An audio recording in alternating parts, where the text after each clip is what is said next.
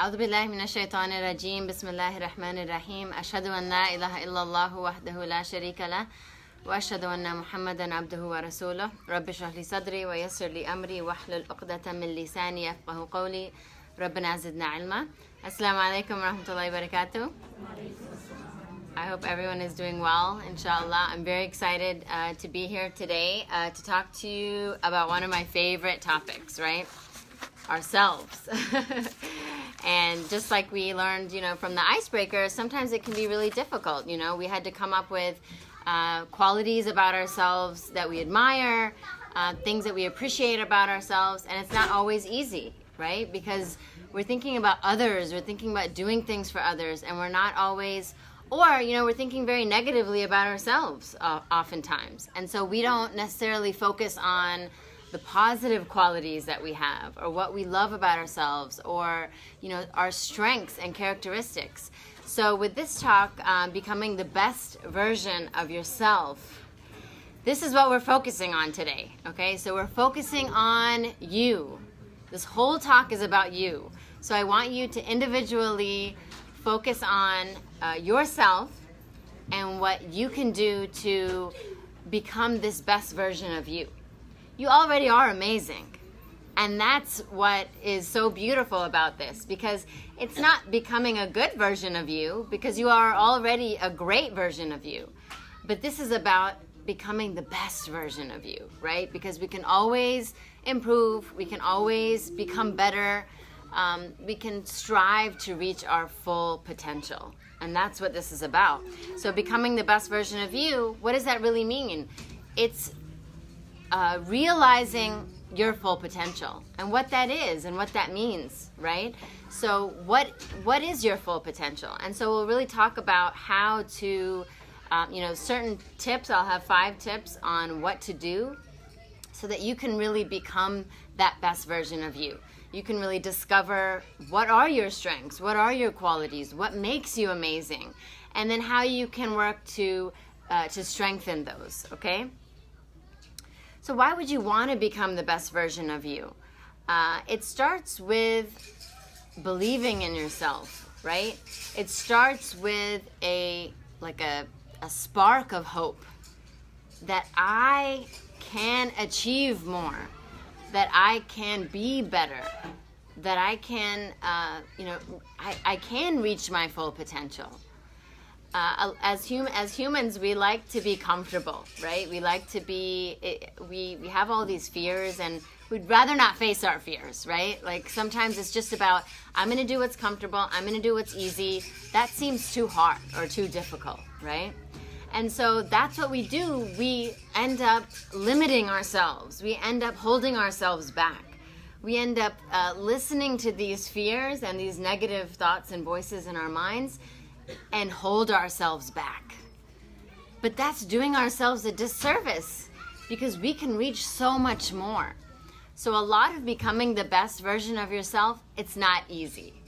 And sometimes it's not fun. And sometimes it really is about facing your fears and jumping into the unknown. But I'm inviting you on this journey with me so that we can do this together. And of course, it's an individual journey, right? Like I can't take this journey for you, you can't take it for me, but it really is that I have to face my fears.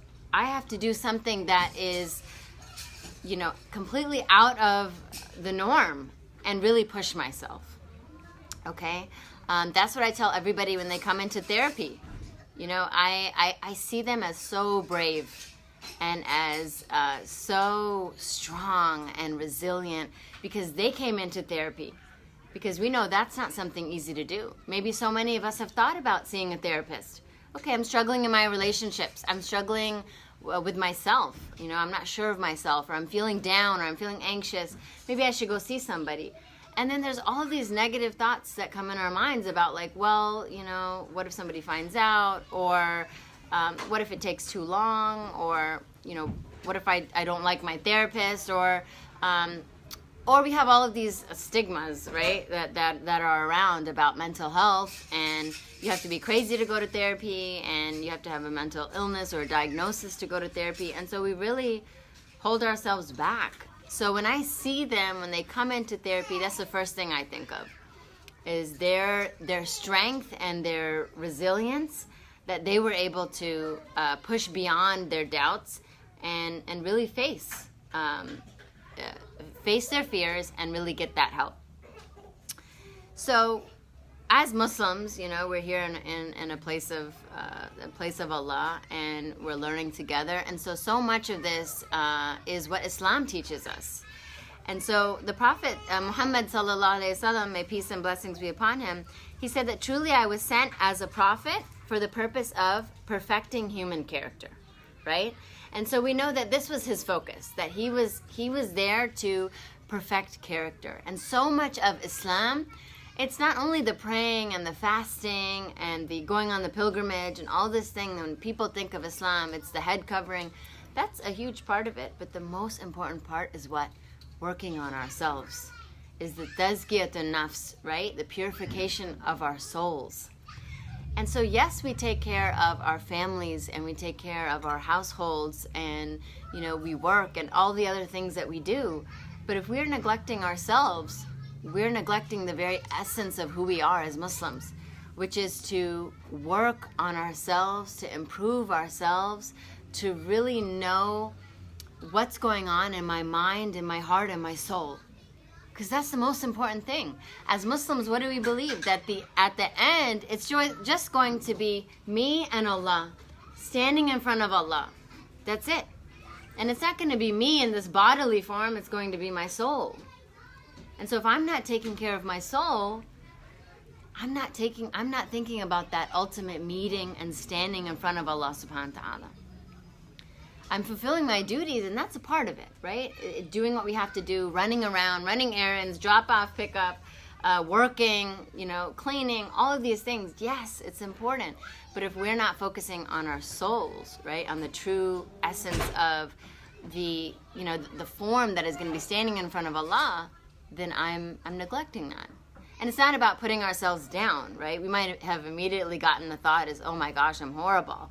I haven't been focusing on my soul. And that's not what we're doing today, right? This is about uplifting us. This is about feeling positive about ourselves. This is about being driven and motivating yourself to be a better you. And believing in your ability to do that, okay?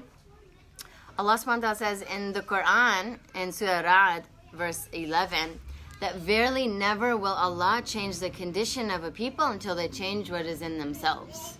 Okay? And so this is about, if we're in a tough time, we're in a difficult space, or we feel we're not reaching our true potential, okay? This is where we can kind of think about, well, what am I doing for myself? What am I doing to work on myself, to work on my hearts, right? Another translation is that change what is in their hearts, what is in themselves, what is in their souls.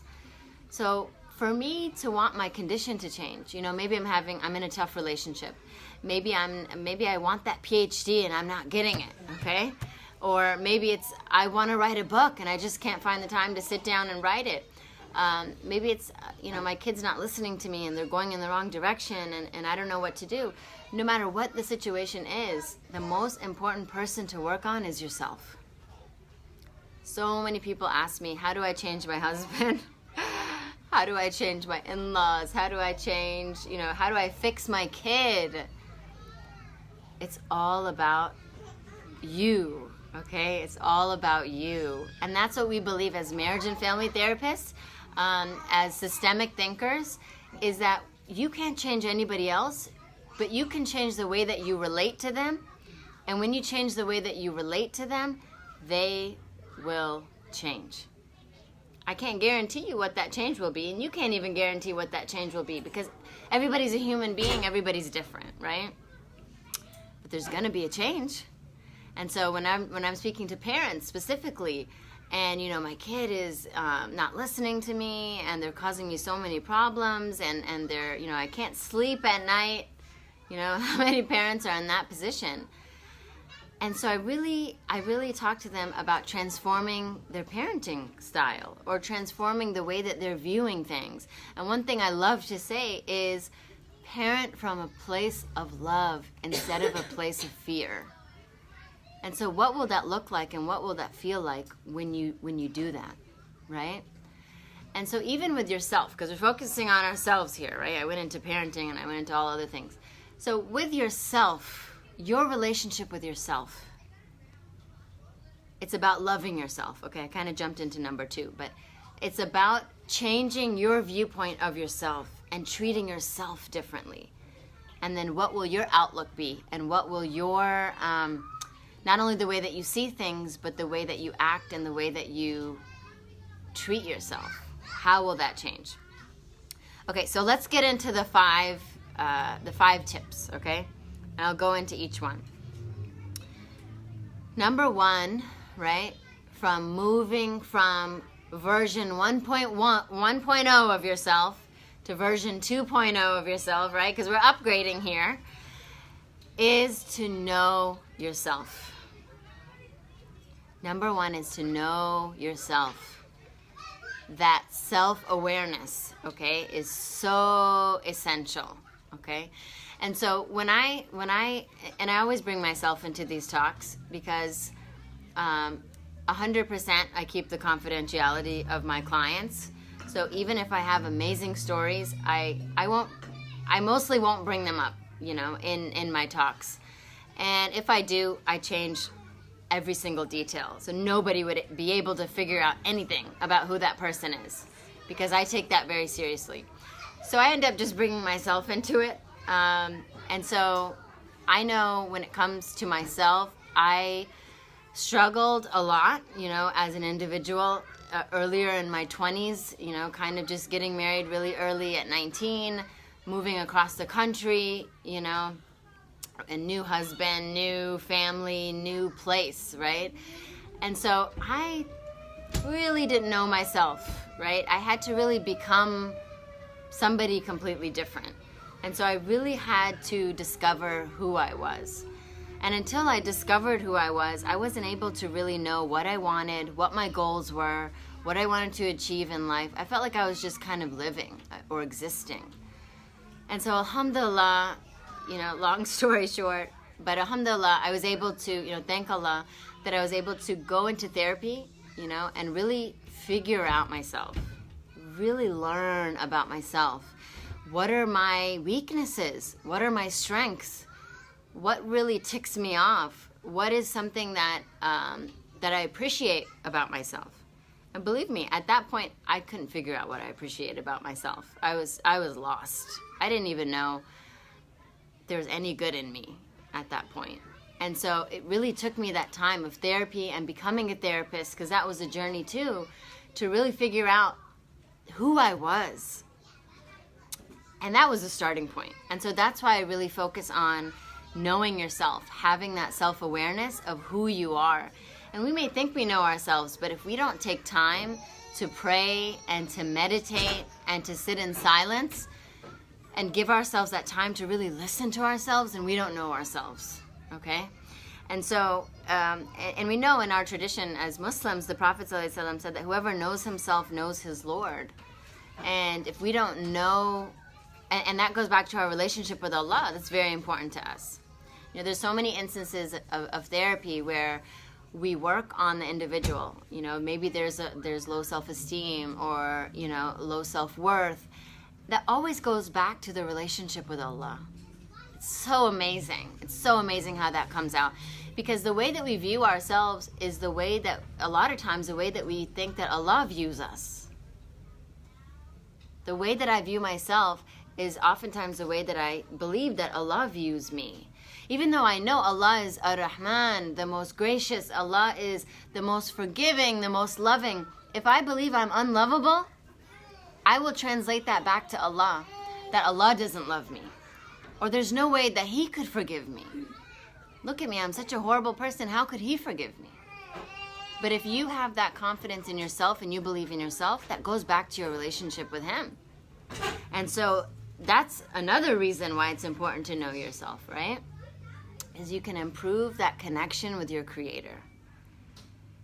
And that's the ultimate thing, right? That's the ultimate thing. If we have that strong connection with Him, that's it. We've got it made, right? We have it. We have everything. Because he's the source, right, of everything. He controls our lives. He's the one who's running everything. He's the one we're going to be standing in front of, and we want him to be proud of us on that day. And so Allah tells us in one of my favorite ayat in the Quran that it is we who created man, and we know what his soul whispers to him, and we're closer to him than his jugular vein. What is Allah mentioning here? Allah's telling us about that inner voice. He's saying that I created you, so I know you and what you say to yourself. I know these inner suggestions, these dark suggestions, these thoughts that you say to yourself, that even people around us have no idea, right? They have no idea what we're thinking. I don't know what you're thinking right now. I hope you're thinking, oh wow, like this is good. This is going into my life. But you could really be thinking about, what you're gonna eat after this. I have no idea, right? And that's a whole nother talk about how we think we know what other people are thinking. We think we're mind readers, and we worry so much about what other people think. We really have no idea. But Allah knows. And so he's so close to us. He's closer to us than the vein that our lives depend on. And so understanding this, it's telling us that importance also of to know ourselves, right? To take that time to read the self-help books, to go to a therapist, to sit and really discover who you are. Some of the people in here had a tough time kind of coming up with qualities about yourself.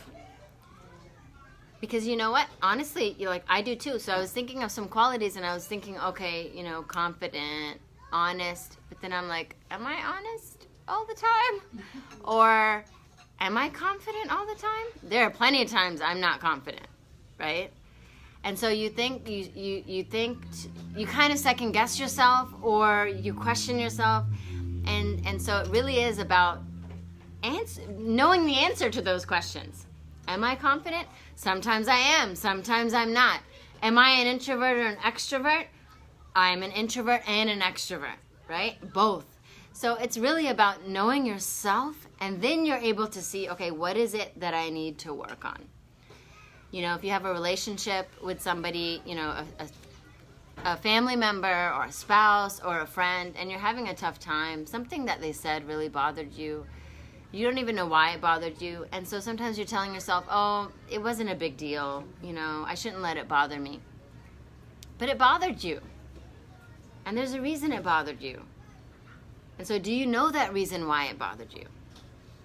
And so knowing yourself is knowing the inner workings of your soul and your mind, so that you can be a better you in the world, and you can be a better you in your relationships.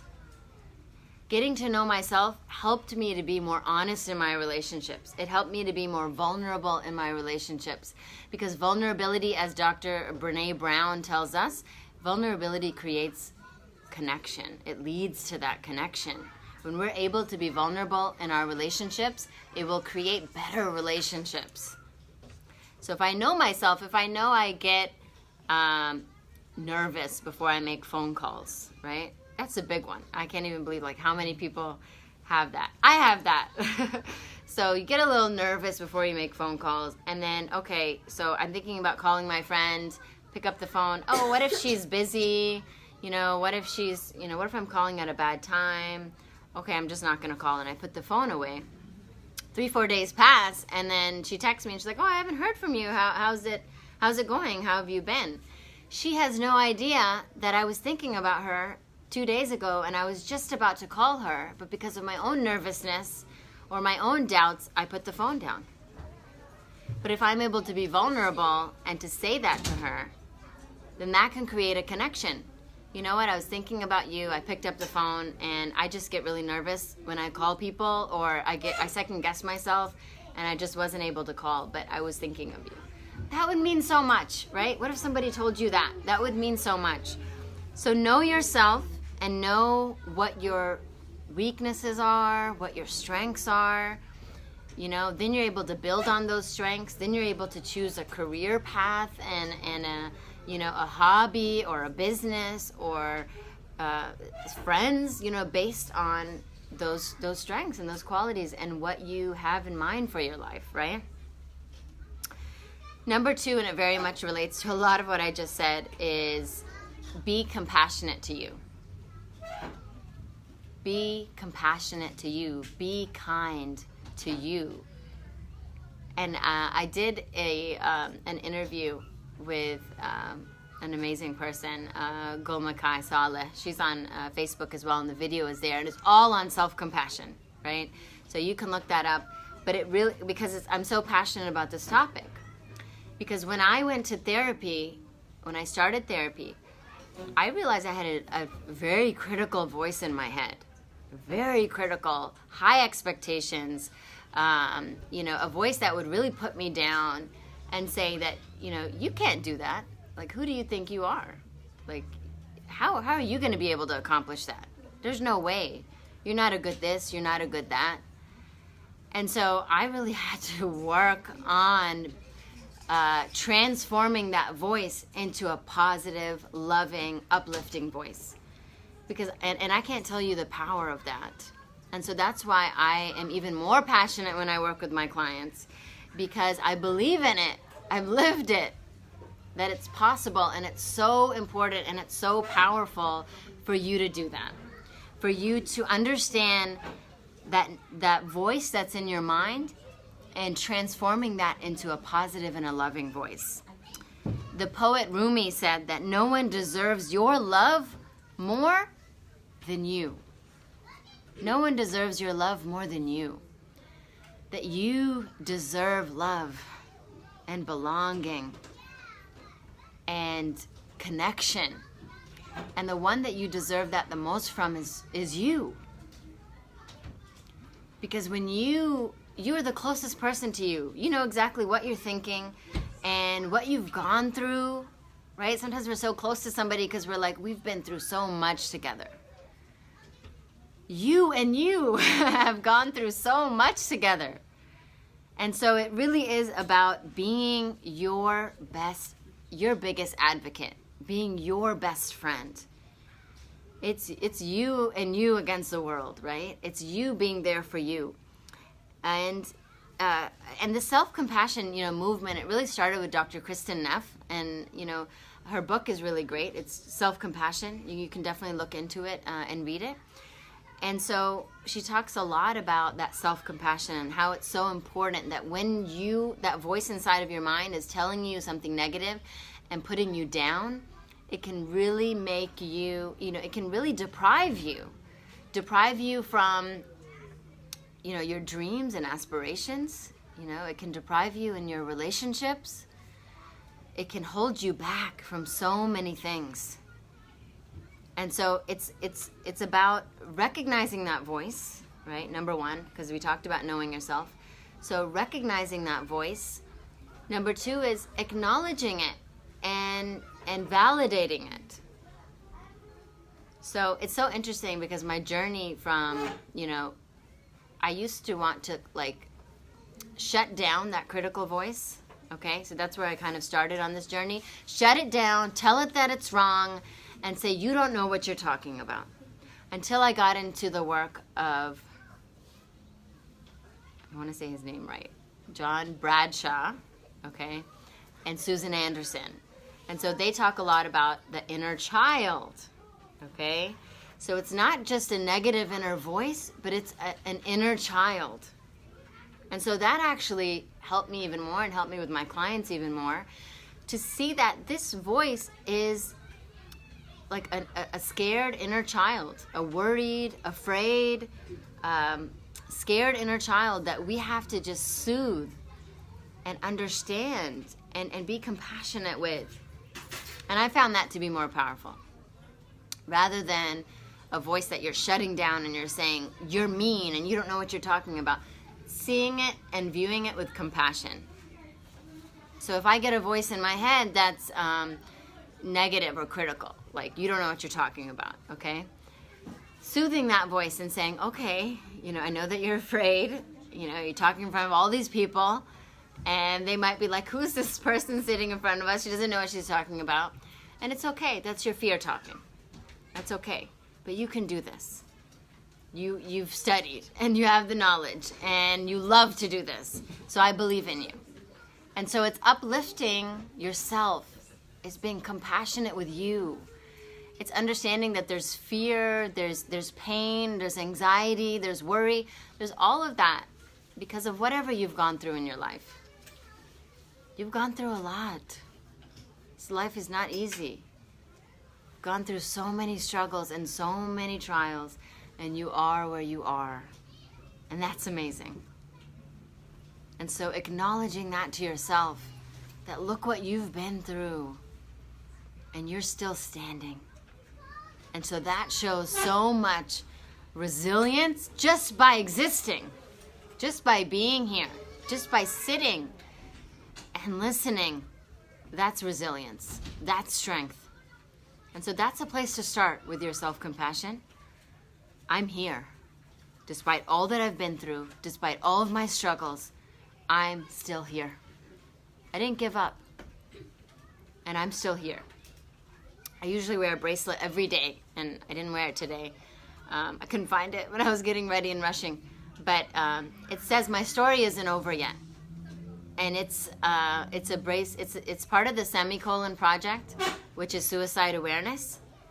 And it's a message of hope that my story isn't over yet. I have a lot more to accomplish. I have a lot more to do.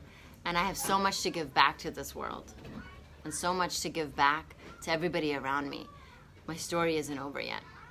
And so that's so much hope, that you give yourself. So there's a lot of tips. We don't have too much time, but there's a lot of tips when it comes to like building that self-compassion. You can write in a journal and in a notebook your negative thoughts, and then next to them you write the positive thought or the self-affirming thought that challenges that. What I do is, after I take a shower and the mirror is foggy, I write a message to myself in the mirror.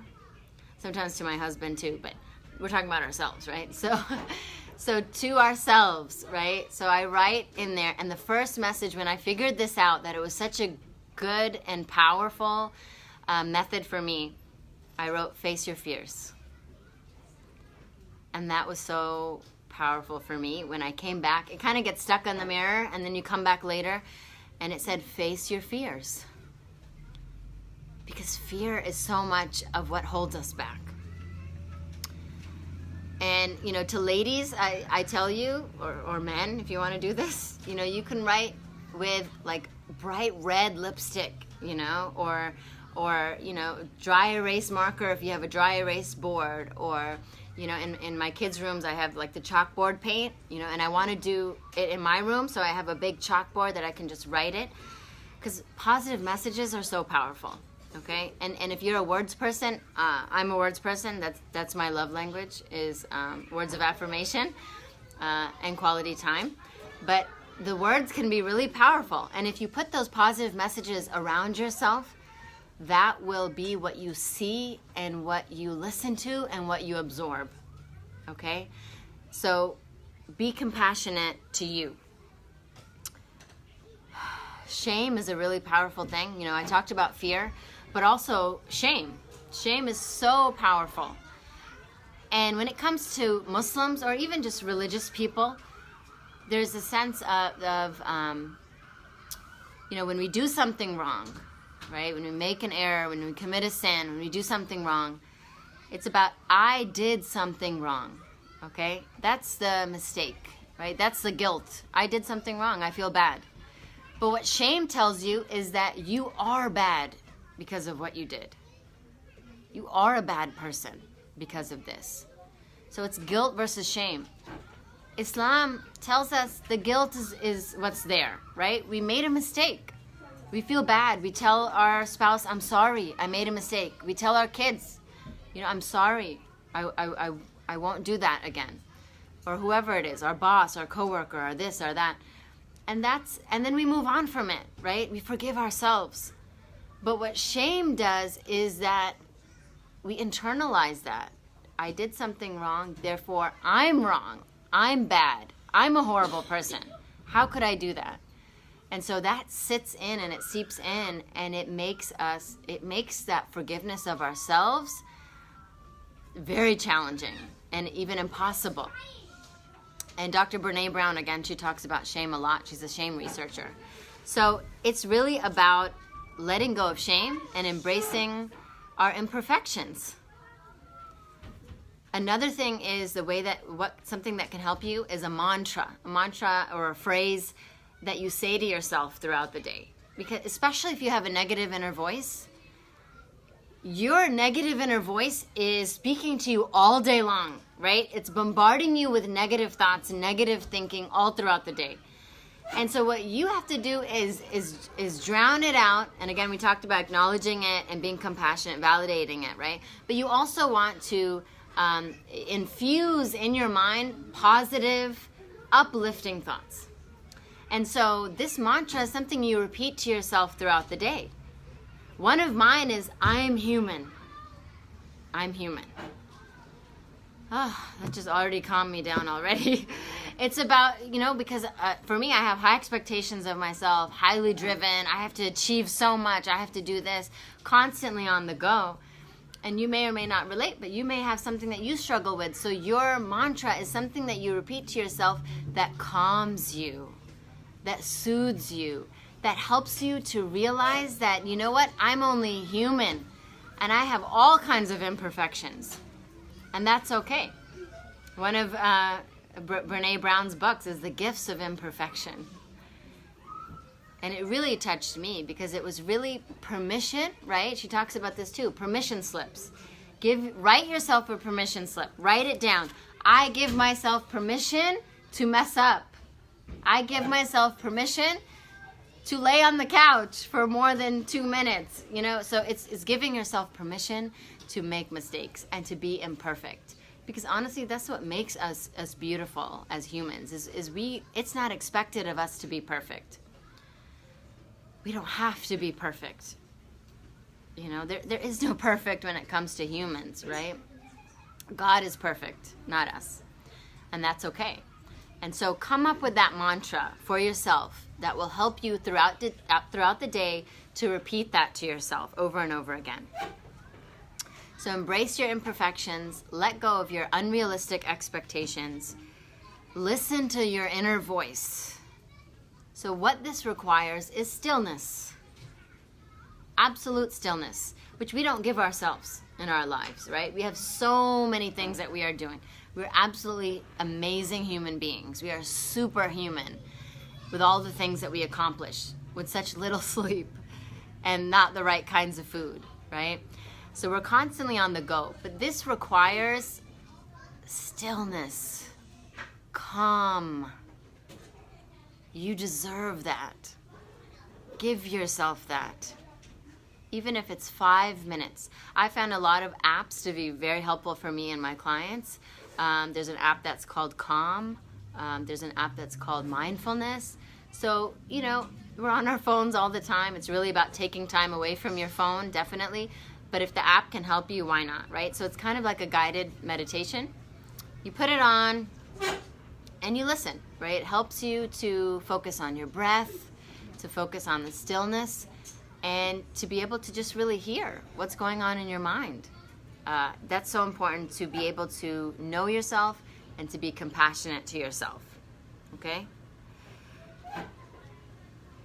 The next thing is stop worrying about what other people think of you. I wish I had like this magic wand that I could just release that worry from everybody, right? Including myself. Don't worry about what other people think of you, right? The most important thing is what you believe about yourself. It's what you believe about yourself. And you being a religious person, being a Muslim, it's what Allah believes about you. And He loves you. And He created you, and He believes in your ability to succeed. And He will forgive you even if you make the worst of mistakes. So you have permission to love yourself. And so, I just had to sit with that for a moment, sorry. He loves us so much. And so we have permission to love ourselves. Give yourself that permission. So I totally forgot what I was talking about because I just got like, you know, into that where Allah loves me and I have permission to love myself. So yeah, so don't worry about what other people think of you. It's really about what you believe about yourself and what your Creator thinks of you, okay? It doesn't mean leave other people behind, but it means if you're given that permission to focus on you and what you're working towards and what you're striving to accomplish in your life, then you're free. You're free to focus on that. You're free to focus on your goals and your mission and your beliefs in life, okay? Number 3, live your vision and your purpose. It says discover here in my notes, but I think live is a better word. Live your vision. And in order to live your vision, you'll need to discover that vision, right? You'll need to figure out what that is. Why are you here on this earth? Why are you listening to this right now? What is your purpose? What is your goal? What are your goals in life? What is your vision? What is your mission statement? If you don't know, you gotta give yourself time to discover that, okay? You create a mission statement, you create a vision board. You know, knowing yourself, it goes back to knowing yourself. Are words more powerful for you? Are visuals more powerful for you? Are you an auditory learner? Do you have to hear speeches and lectures to be able to give you these ideas? You know, what is it? Like, who are you? Okay, so for me, it's words. Pictures are great too, but it's more words. So my vision board is all words, right? It has pictures here and there, but it's words. It's, you know, accomplish this. This is what I want to achieve. This is what I want to accomplish. And so giving yourself that time to create that for yourself, to create your mission, to create your vision board, to know what it is that you're here for.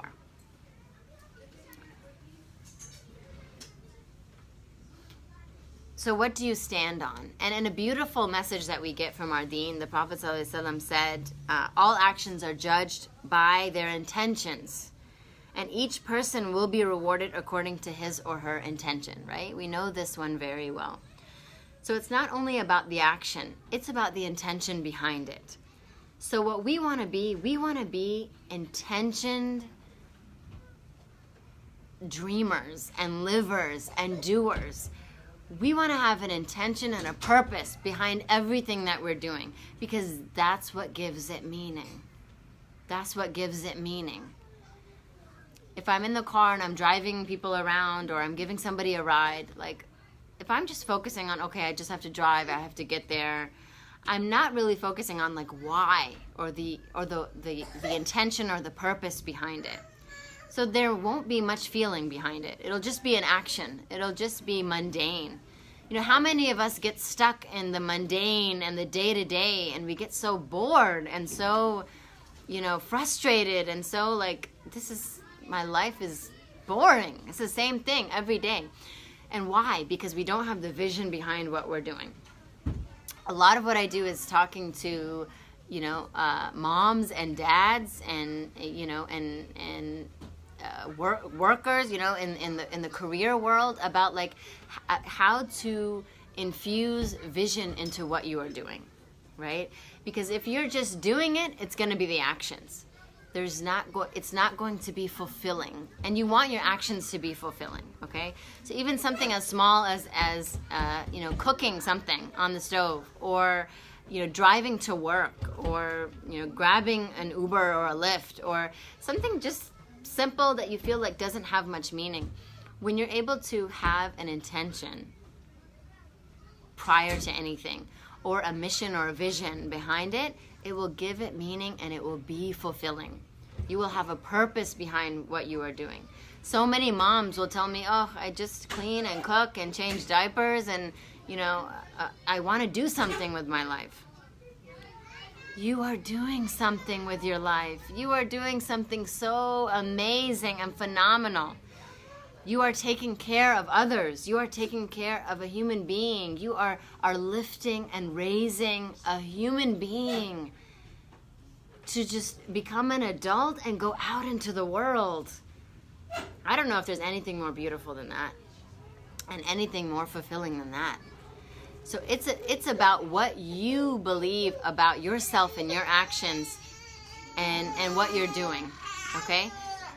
So it's about what you're doing and being able to see the vision behind that, right? Because it's not about like what I'm doing isn't important to society, or it isn't important to what's out there. It's about you. Is it important to you? Do you feel value in it? Is it important to you? And so definitely discovering that vision, discovering your purpose. And so many places in the Quran tell us that, and it gives us encouragement. Allah says in Surah Al-Ankabut, ayah 29, and those who strive in our cause, we will certainly guide them to our paths. Indeed, Allah is with those who do good. So many people are looking for results, right? That I have to have results. It has to produce something. I have to see something. But you know what? It's all in the striving. It's all in the effort. It's all in the work that you put into it. You might plan an event and 2 people show up. It's not about the results. Okay, maybe a lot of times it's about the results, but but let's focus on, you know, even with a tough time or a difficulty or a failure. Okay, let's see it for what it is. It was a failed event. Okay, maybe marketing wasn't done or whatever, but you know what? You tried. You put the effort in, and so it's about acknowledging that and learning from that and pushing yourself for the next event. And that's just an example, right? It could be anything. It could be a relationship with your spouse. It could be a job interview. It could be anything, right? It could be a paper that you're working on. If you don't acknowledge that failure and you kind of just say, ugh, I failed, it was horrible, I can't believe this, that's going to make you feel defeated. It's going to make you feel deflated. It's going to, put you down. And then you know what? That has a lot to do with your drive moving forward, right? It can put you down where you're like, what's the point? What's the point if I'm not going to succeed, if I'm going to fail, if this event and this job and this paper and this, conversation with a family member, that was so difficult that I was supposed to have so that I could fix things in our relationship, and we ended up just yelling at each other. So you think, what's the point? What's the point of even having this conversation? Versus if you say, you know what, I tried. Maybe it wasn't the right approach. Maybe I didn't handle it in the right way, but I tried, and that's what matters. And that's what makes me a hard worker, that I will try again. I'll try it differently, right? Because that's the ultimate thing. If you try something and it doesn't work, try it differently. So many times in our relationships, especially with spouses or family members, we may have a difficult relationship with our parent or a child. We try the same thing over and over and over again. We're creatures of habit. So it's about having that, if we have that intentioned focus, right? And that vision of what I'm trying to create in this relationship. It kind of gives me a bird's eye view over things. It kind of allows me to see above. And that's what I do with couples and families all the time. You're focusing on the problem, okay? You didn't get good grades, or you didn't listen to me. You're not listening to me when I'm telling you to get off the screens or to clean the kitchen, or you're coming home from work so late and you didn't listen to me for what I said last time. We're focusing on the content and what we're fighting about. But if we have this bird's eye view and we look over things, we're like, okay, my goal is to make this relationship work. My goal is to have a peaceful home, a loving home. So let me ask you this. If your goal is to have a peaceful, loving home where everybody's getting along and everybody's having amazing conversations and you're just connecting and you're enjoying each other's company, is your approach in this argument leading to that end result? Is it leading to that loving environment? If your approach is to yell or to criticize or to bring up every past mistake of that person, is that going to lead to the loving, comforting, beautiful environment? No. And so you're going to see that end result. I want a loving, beautiful environment. So what reaction do you need to have right now in this moment to that person that will lead to that loving end result, the end goal, right? And so that's what Steve Covey talks about, right? With the end, keeping the end in mind. I know he phrased it differently, but begin with the end in mind, right? And so you're going to start that conversation with the end in mind. And Gottman talks about this, right? The relationship expert, is that when the way that a conversation starts is usually how it will end. So if you attack your kid or your spouse or your coworker or your boss or your friend or your sister or your brother, why did you do this? How could you do this? Your stuff is all over the floor. How do you think that conversation is going to end? Right? I'm so angry. I'm so upset. And so it really is about when we begin with that end in mind, when we have this vision and this purpose and it stays with us from the start to the end, we will be calculated in the way that we are speaking and the way that we are behaving and the way that we are trying in life. Because we're all trying. We're trying to make the world a better place. We're trying to just live, happily, and we're trying to have good relationships. And so this will really help in having that vision, having that purpose, and, moving forward with it. Okay? So before I move on, I kind of want to talk about, I had a talk last night with teens on how to communicate with their parents. So it was focusing on communication. But there's one thing that I've learned that I love to kind of, it helped me in my life, and I also like to give that to others, is about something that, a quote that Viktor Frankl said, and it's in his book, about between stimulus and response there is a space, and within that space lies our freedom.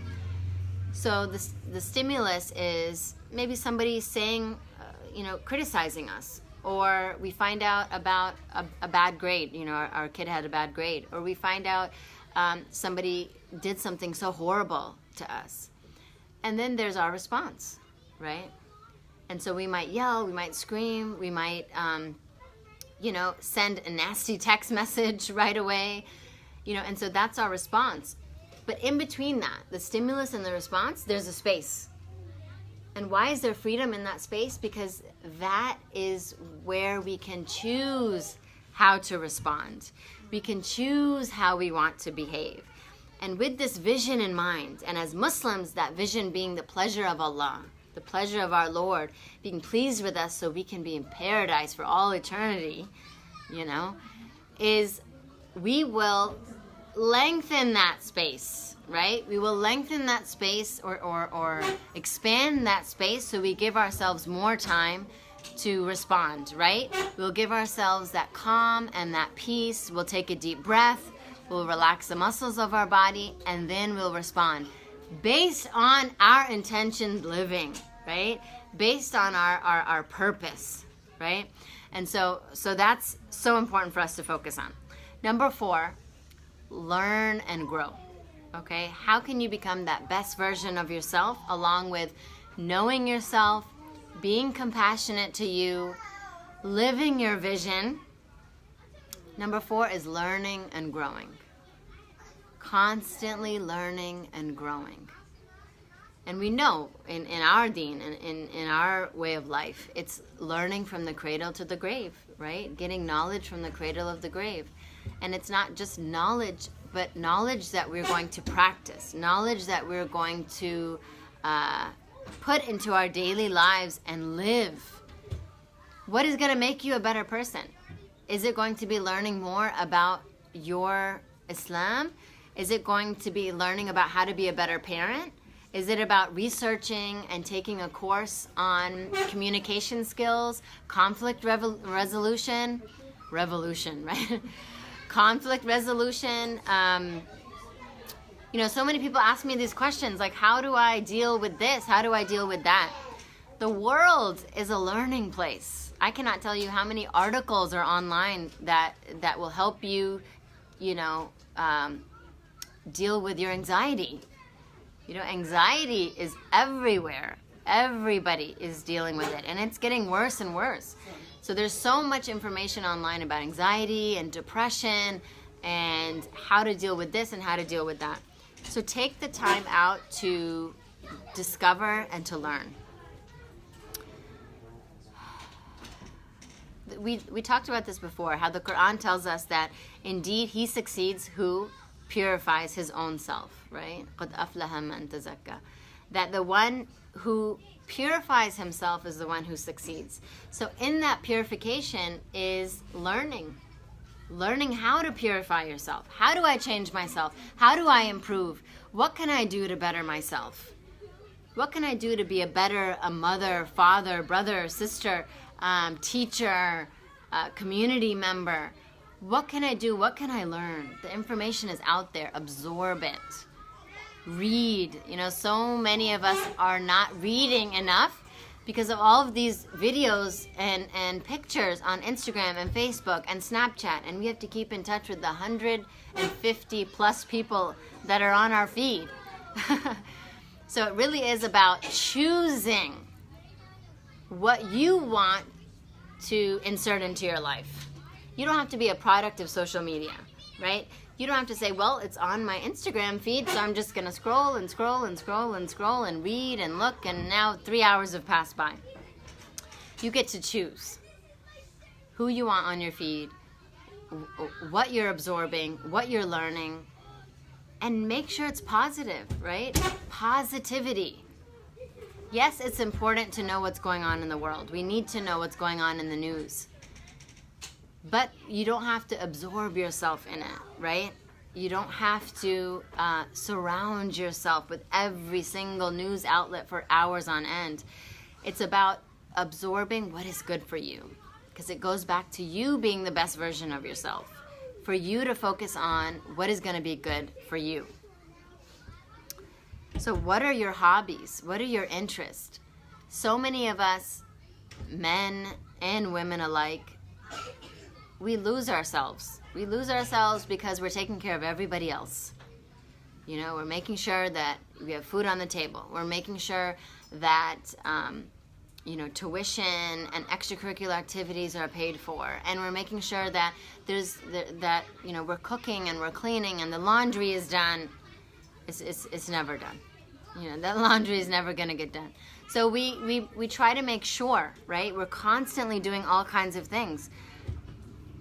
But it's important to take care of yourself, right? It's important to have that self-care, to make sure that you have a full cup to be able to overflow in a positive way to everybody around you. You have to, take care of you in order to take care of everybody else around you. So what are your hobbies? What are your interests? Why not take a class, that you're interested in? I was trying to make, this is so vulnerable, but I was trying to make homemade frosting. Okay, all you bakers, don't make fun of me here. I'm not a baker. So I was trying to make it yesterday. It didn't come out so good, okay? I think I did the melted butter instead of the softened, so it was watery, okay? God bless my 6-year-old son's heart, because he was like, Mom, it tastes really good. It tastes really good on this cupcake. I like it, as it's like dripping down the side of it and everything. And so, what was my point? I just got embarrassed. Okay, so it's... Just put 1 spoon cornstarch. Cornstarch. Okay, got it. Thank you.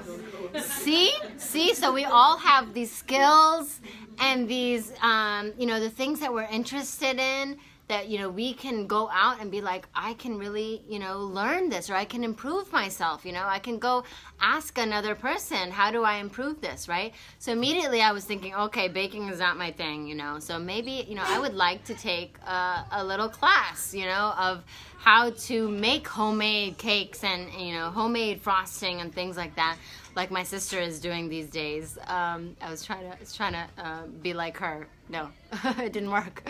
So it's really about knowing what you'd be interested in and learning it, you know, and taking the class and going out and doing it. And there's so much online too. So if we're not even able to go out, to be able to do that online. I like to listen to podcasts, right? The Qalam podcast is my favorite, right? A lot of different talks by Sheikh Mikhail Smith, you know, one of my favorites. And so I'll be driving to work, instead of just listening to like songs or whatever and just kind of wasting time, I'll just put it on and listen. So what are your interests? What is a way that you would like to learn? What would you like to learn about? And go for it. Another part of learning and growing is embracing failure, okay? Like my huge failure yesterday, embracing it and just being like, okay, I didn't make it really good, you know, but I can try again, or I can take a class, or I can learn from this sister and, you know, add some cornstarch. So what can I do to see that, okay, this is failure, but it's okay. I'm going to fail as a human being. I'm not meant to be perfect. And I can try again. I can learn. I can grow. I can pick myself up, dust myself off, and try again. Don't give up. Don't give up, especially on your dreams and your goals and what you want to accomplish. You deserve to have that realized. And so never give up on that. Never give up on yourself. Be your biggest support, that you are uplifting yourself. That when you're going through a tough time and you think about wanting to call somebody because you need that support and you need to be uplifted, that you go to the mirror. You go to the mirror and you speak to yourself and you uplift yourself. I do it, and it's so helpful. And I encourage my clients, I encourage everybody to do it. Look in the mirror and speak to yourself. Encourage yourself. You know, lift yourself up. Say, you've got this. That's my favorite phrase for myself. You've got this, okay? And so we've got this. It's really about being your biggest advocate, being there for yourself. And it's great to have amazing people around us, right? That's a part of, you know, that's a part of this point, learning and growing, making sure that you have people around you who are helping you with that, who are encouraging you, who are uplifting you. We're social creatures. We have to have people around us. And there's a study, and it was a TED Talk as well, and I'm so sorry I'm not giving the names and I'm not giving the credit, but look it up on TED Talk about research that was given on what can lengthen your life, okay? And so the number one thing is social integration. Number one. Okay, so it plays a bigger role than whether somebody smokes or not, whether somebody drinks or not. It's how socially integrated they are. And number two is the close relationships. So the quality of your close relationships is number two. Number one, social integration. So this is just talking and chatting, you know, just chat with the mailman. Just smile and say, how was your day? How's everything going with the cashier, or, you know, somebody walking their dog, anything. Right? So it's positivity. Surround yourself with positivity. Exude that positivity yourself, right? Because we're working from within first, knowing yourself, building your self-compassion, working on your vision, and then learning and growing. Now we're going into society. Now we're learning and growing and being a part of other people. And then, so it's really about surrounding yourself with people who are uplifting you. Number 5, and we're finishing up here. Number 5 is embody gratitude. And you might think it's just a simple thing, but it's everything. Gratitude is everything. Why in so many places in the Quran, Allah talks about being grateful, being thankful. It's all psychology, right? Because if we begin with gratitude, then everything else will flourish, right? It's the seed. Plant gratitude into your heart, and it will grow into a magnificent plant, a magnificent tree, you know, taller and more beautiful and stronger than you could ever imagine. And why? Because we are blessed. We are so blessed. We are so privileged. We have so many things. No matter what your financial situation, no matter what your family situation, no matter what your health situation is, we have so much to be grateful for. And when we can focus on that, on the gratitude aspect, because we choose what to focus on. I can focus on the fact that I have anxiety, right? That I do struggle with anxiety. I can focus on that. And I could think, oh, it's a label, or I need medication, or, oh my gosh, I'm feeling anxious right now because I just said anxiety. Or I can really focus on, you know what? It's part of what makes me who I am. It's part of beautiful me. It's part of what motivates me. It's really about anything that you struggle with, anything that you have in your life, focusing on what you gain from it, right? And again, I'm not talking about abuse. I'm not talking about addictions and things like that. That's all stuff that we have to face, right? We have to face it for what it is. That really look at it for what it is. That it's reality and it's something that's difficult and we have to face it. I'm talking about like the flaws that we have of character, you know, the things that we're really hard on ourselves about. We really put ourselves down. We really feel negative. It's really about focusing on what I have. And believe me, think about a relationship that you're struggling in right now. With your spouse, with your in-law, with your child, with a coworker, a boss, anybody. Think about one thing that you're grateful for in that relationship. And when you focus on that and when you let that sit there, it'll help you deal with the struggles. It will help you to deal with the hardships.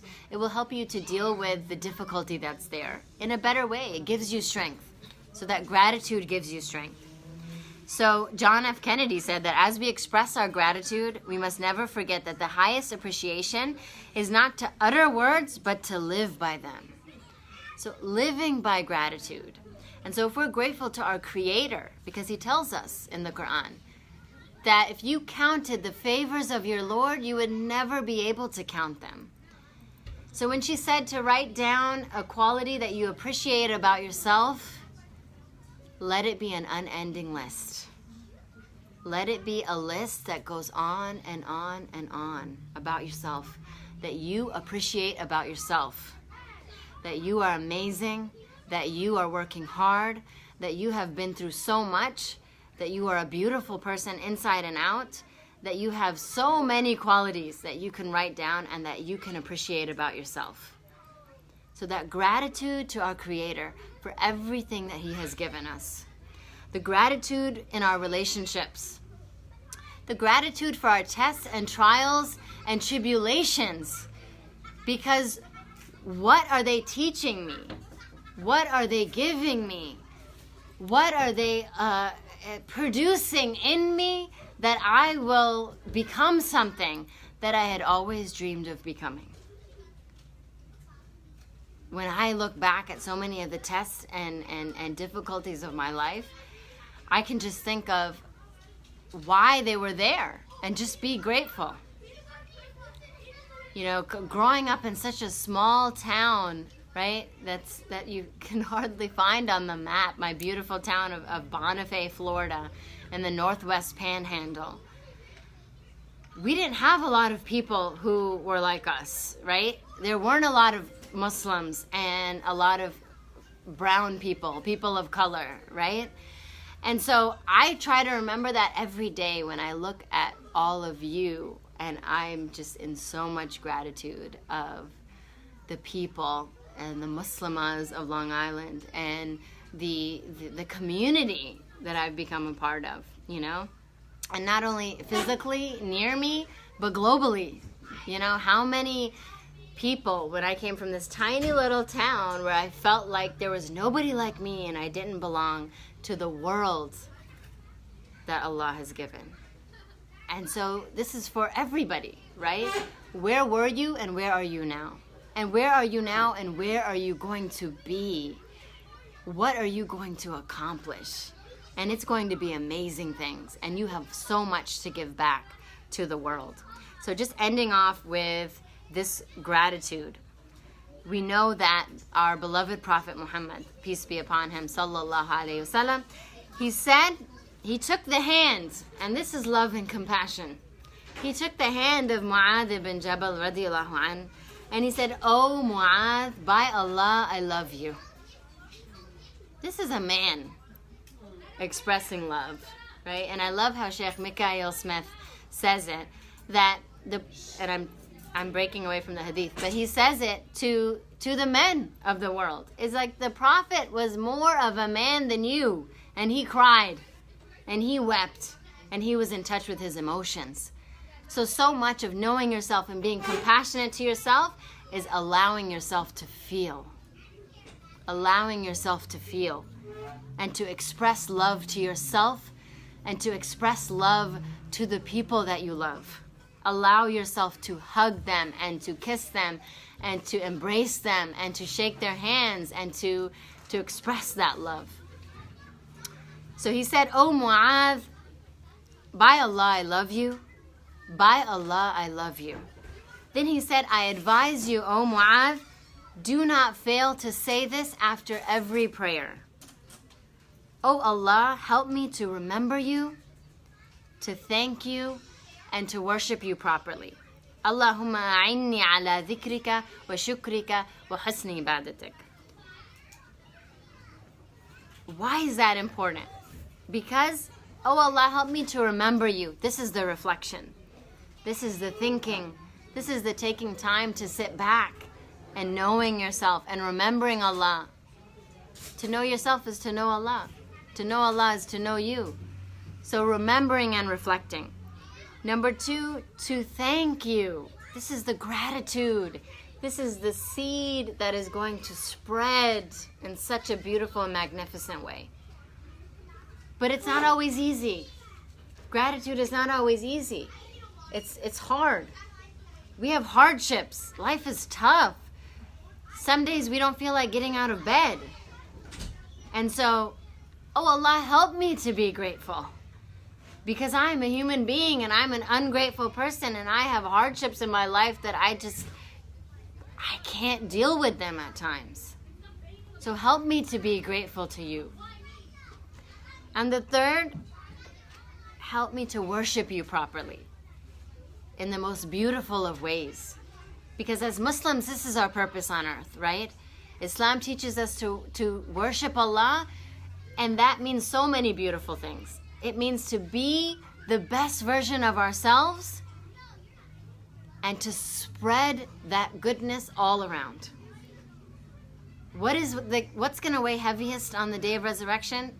Good manners, good character. And so if I'm the best version of myself, loving, caring, kind, trustworthy, honest, vulnerable, real, that's when I can give that out to the world. And that's when I can strive to make the world a better place so that we can all, as a community, be more positive and more appreciative and more loving. So in this dua, in this prayer, we're asking God to help us to be able to do this. And it reminds us, our deen reminds us, is to give back to others. I know I didn't make that a number 6, but giving back. Because when you take care of yourself now, you are a whole human being. And now you have so much to give back to the world. So much of your knowledge and your strength and your ability and your skills that you can give back and make that world a better place. And the Prophet ﷺ said that none of you truly believes until he wishes for his brother what he wishes for himself. And so this is our good character, that we want to be the best version of ourselves so we can be happier, we can have better relationships, and we want to give that out into the world. And so with this, I want each and every one of you to focus on yourself, to think about what you can take from this talk back into your life. I'm always available and accessible to absolutely every single person. Whether you can set up an appointment with me or not, maybe you're not in my state, you're not in my area. I know everybody here is, so you can definitely reach me and set up a session with me. But everybody has access to my Facebook and my Instagram and my email address, even my cell phone number. You can send me a text. So any question, any concern, any tip, any trick that you want, you can reach me 100%. And now actually I've started a journey of trying to make these videos, more and more of these videos, motivational, inspirational, with different tips and tricks, communication tips, how to better improve our relationships. And I've started this journey, and I do need that support from all of you. And so I've created an account on Patreon. So if you go to patreon.com/Saadia Z Yunus, you can join me and support me on this journey to try to create more of these videos so that we together can reach people all over the world with these positive messages of becoming the best version of yourself, embodying gratitude, and exuding that and spreading that into the world, inshallah. Thank you so much for listening, and for everybody who is listening on Facebook, thank you so much. And I'll end the video now, and I'd like to give everybody in person a confidential and a beautiful space where you can feel comfortable to ask any questions, and so we can have a discussion, inshallah.